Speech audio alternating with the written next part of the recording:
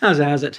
Look at that. Learning photography. This is a little book for kids that I picked up yesterday at the local car boot sale when I was trying to sell some of our stuff. But I think it's 50p well worth spending. And this is a book written for kids. And the thing that I love about these is that they talk about photography in a way that's not really dense. It's not full of highfalutin ideas about all sorts of mysterious concepts. And this is something we're going to touch on in the Photographer's Compass, which is going live tomorrow. So if you're interested, there's a link in the description, all that kind of good stuff. Now, that concept about getting into the nitty-gritty of photography in a very serious, very earnest way, I think can be quite off-putting to a lot of photographers, especially when they're getting started, because it's like somebody has said to you, there's all these rules, all these concepts that you have to follow. Otherwise, you're doing it wrong. We don't want to do things wrong, do we? And in here, there are some concepts like composition and what have you that they talk about. And they say that the composition of our photographs is of vital importance. Apart from selecting the best angle and lighting conditions for any given subject, we must also decide what to put into a picture and what to leave out. And I think that's great. That's really all you need to know about composition. What to include, what to leave out. Now, recently, I have been experimenting again with including the sun, because we don't really see it very here in the UK all that often. So I thought, do you know what? I'm going to build on an idea that I was sort of starting with a couple of years ago when I was in the Inner Harbour in Baltimore, doing a photo walk with a couple of friends, and it was just like, it's so hot. And I'd been shooting a lot on my iPhone, taking pictures, and the problem was, because I was hot and it's one of those kind of days, every time I was putting my camera in and out of my pocket, it was getting dirty, the lens.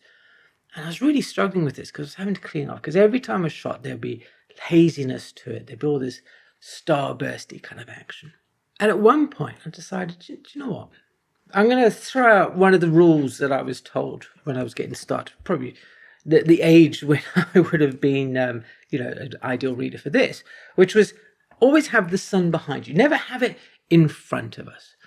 Now, I'd experimented with this before, and it's hardly a novel concept, but this time I went, okay, I'm going to lean into one of the issues that I'm getting here to see if I can make something of this. Because that's the beauty of photography, is that we can actually just try things out and get instant feedback these days, because it's all digital.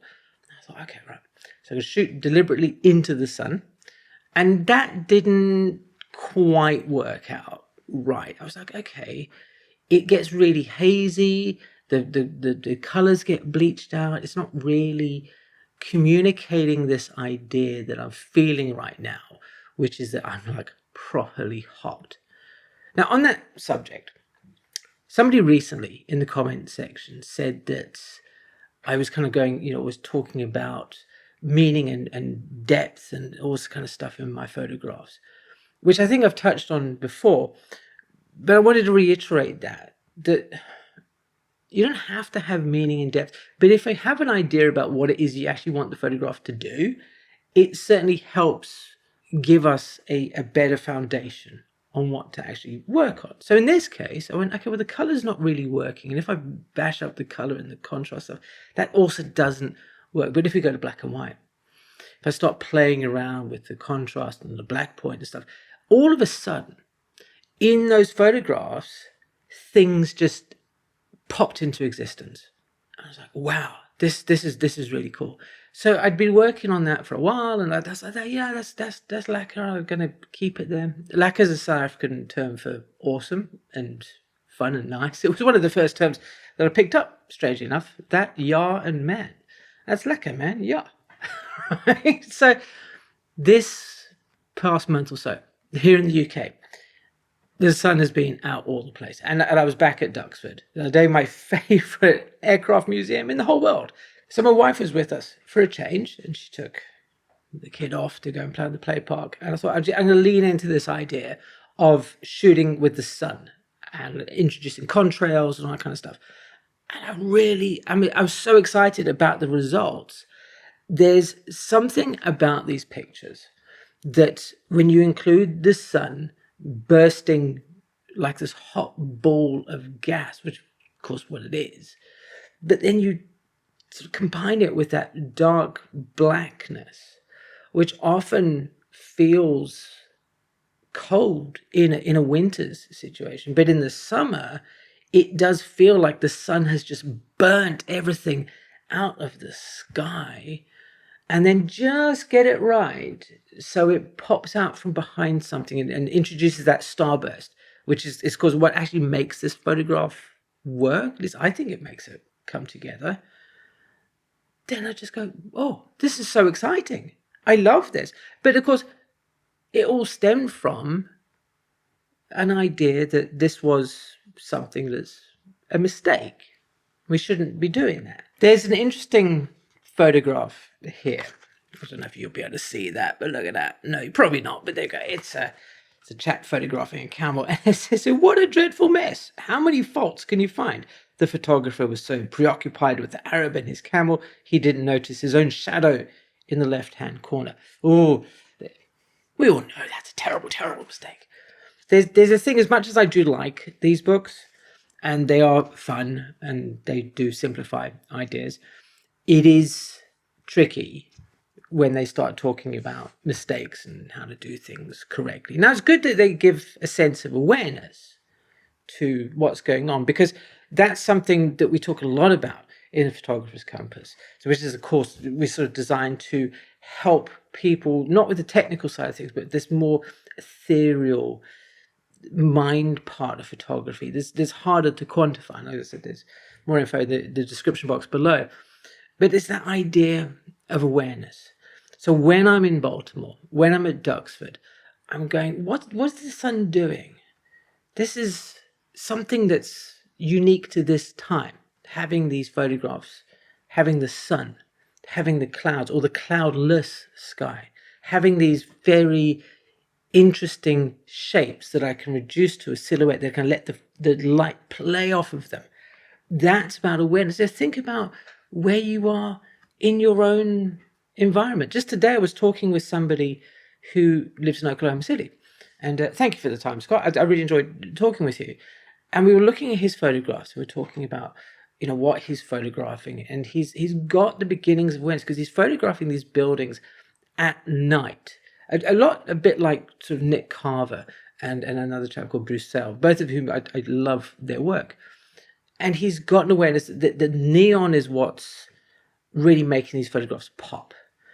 And if I could say to myself, like when I was back younger, maybe when reading one of these books, I don't think there's anything in here that does talk about awareness, specifically in terms of, what things are going on. It's skirted around. People do touch on the edges, but I don't think anybody ever comes out now and says, dude, you need to have awareness of what's going on around you. It doesn't matter what genre of photography you shoot. Having a nose for photography, an eye, an ear, whatever you want to call it. So in street photography, there's something going on. If there's a commotion, if there's some noise, go to the noise. There's going to be something interesting happen. Same goes at a wedding.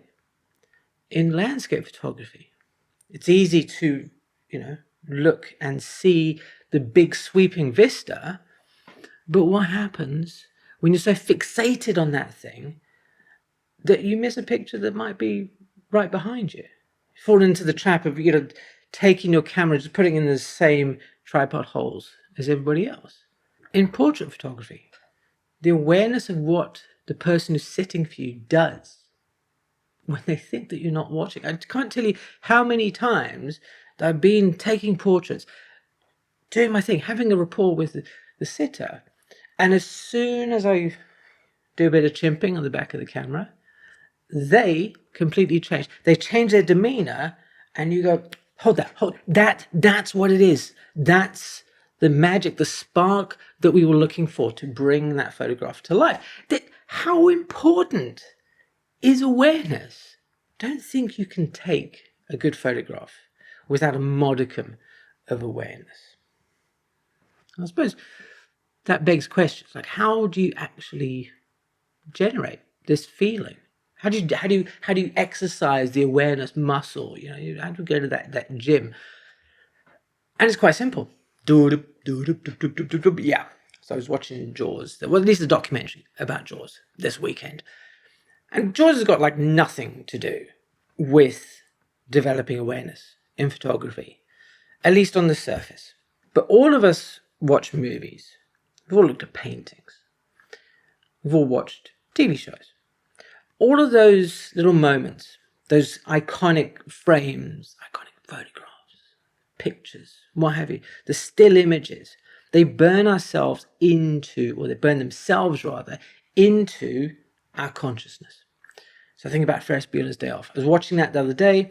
Look at the framing of Cameron and Ferris and Sloane at the art gallery with the pictures. That's there somewhere in my little vault of like kind of cool images. Then fast forward 25 years or so. I'm at the Tate Modern. There happen to be 3 frames on the wall. Happens to be a guy in front of it. Boom, picture happens. That's awareness being trained. Because I'm filling up this memory bank so that when the possibility does present itself, I'm like, oh my God, that's kind of cool. Now, I wish I could say to you that there is a very definite thought process that goes through my head when this happens. But realistically, it's actually just me kind of going, that looks pretty cool. I'm going to take a picture of it. Because it's almost like I've trained my mind to recognize cool pictures by picking out still images from films. You probably do it as well. You probably, if you close your mind, think of certain films, you think of them as a still image.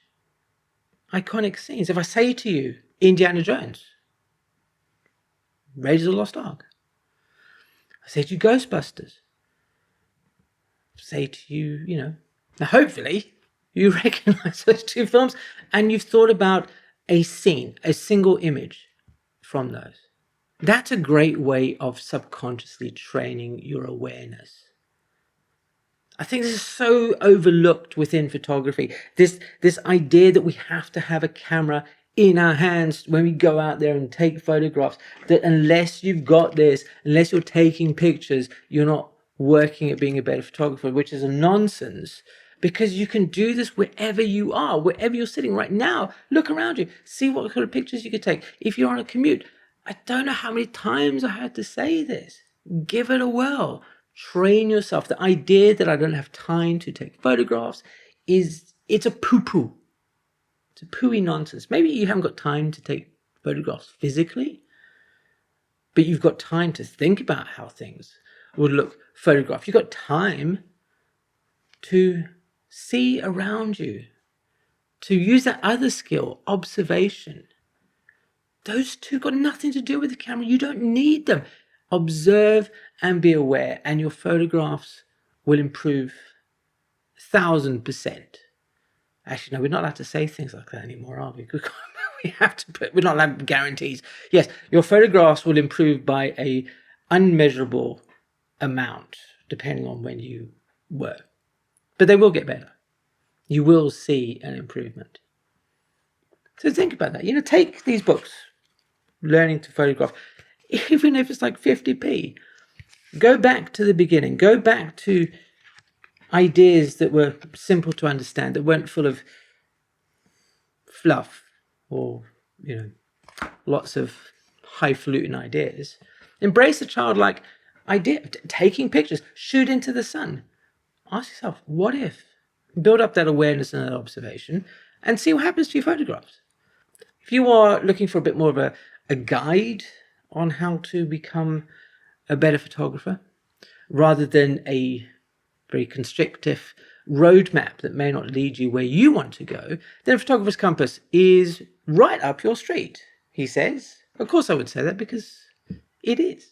Right? If you want to find out some more, link in the description box below. The courses, the modules, they go live tomorrow, 16th of July. So, see you there. Thanks ever so much for watching, and I will see you again soon.